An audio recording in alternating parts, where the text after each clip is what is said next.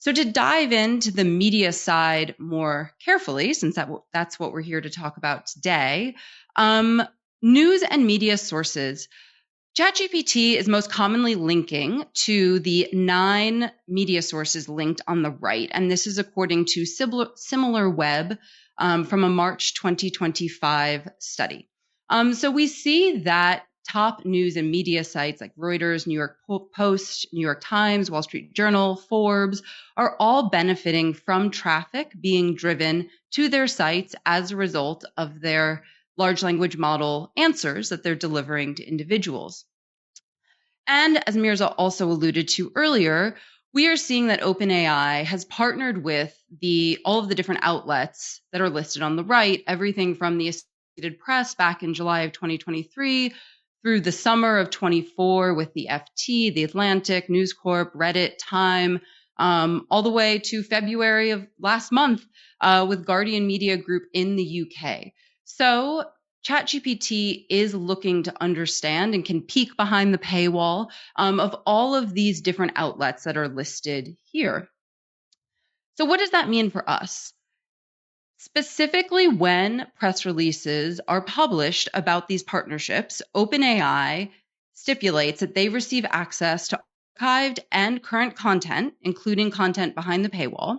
And in exchange, ChatGPT provides answers, including attribution and links to the full articles for transparency. So we are seeing that reputable media placements are driving results. And increasingly, those results are from those outlets with which OpenAI has crafted a formal partnership. And on the right here, you can see a query. This is actually a query I've been doing because I'm in the market to buy a digital camera for my summer holiday.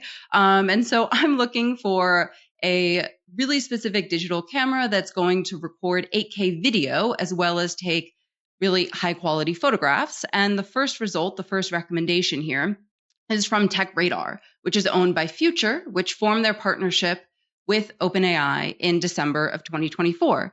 So we see in action how these types of partnerships are driving the results that I'm receiving, in this case, for my summer shopping plans. So I wanted to leave you all today with 3 actionable takeaways, things that you can do when we leave today that will help you on your path towards those next steps of gaining visibility in large language models. First and foremost, I would recommend to start forging relationships.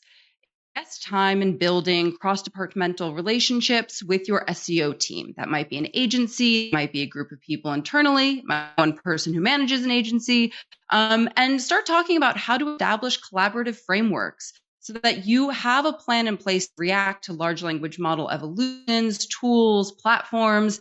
Right now we're seeing ChatGPT, Perplexity, Gemini, Copilot leading the way, but you never know when another DeepSeek is going to hop into the headlines, and that's the new thing we need to throw some attention towards. I would also recommend that you go audit the content on your website.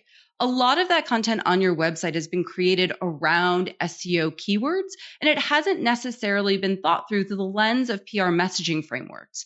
So I'd recommend that you take some time, audit your website content, blog content, things like this, and assess where you think edits need to be made and bring that back to the SEO team, to those relationships that you're forging, and see what can be done.